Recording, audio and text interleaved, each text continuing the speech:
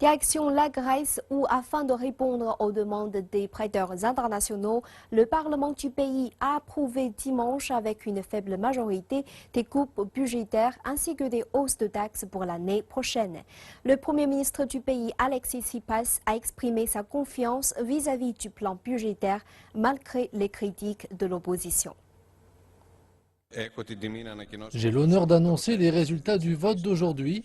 Sur les 298 législateurs ayant participé au vote, 153 ont approuvé le budget et 145 ont voté contre. Par conséquent, le plan budgétaire de l'année 2016 est adopté. Le nouveau plan budgétaire grec pour 2016 prévoit de réduire les dépenses publiques de 5,7 milliards d'euros. Cela inclut 1,8 milliard de dollars de coupes au niveau des retraites et 500 millions dans le domaine de la défense. Le budget préconise également une hausse des taxes de plus de 2 milliards d'euros. Pour le gouvernement, apporter des bénéfices à la population malgré les mesures d'austérité sera un véritable défi. Toutefois, le Premier ministre Alexis Tsipras a exprimé sa confiance envers le gouvernement concernant la gestion de ces difficultés. Le budget d'aujourd'hui démontre que nous sommes capables de fournir un grand effort social malgré les circonstances d'adversité.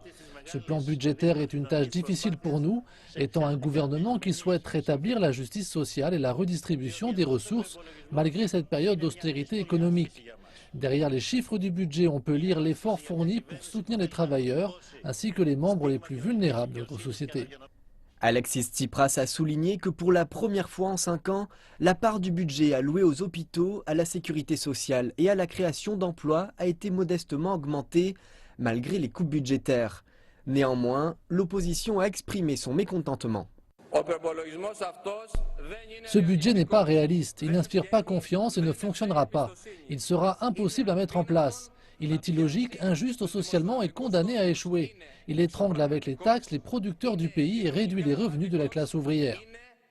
Ce plan budgétaire, bien que marqué par l'austérité, ne semble pas non plus satisfaire les créanciers internationaux. Des représentants de la zone euro, de la Banque centrale européenne et du Fonds monétaire international se rendent en Grèce ce lundi afin de poursuivre les discussions sur les réformes du système de retraite, de taxation et de l'administration publique. La Grèce souhaite rendre en février un premier rapport sur le dernier plan de sauvetage dans le but de pouvoir ouvrir comme prévu des discussions sur l'allègement de la dette à long terme contractée envers les gouvernements de la zone euro.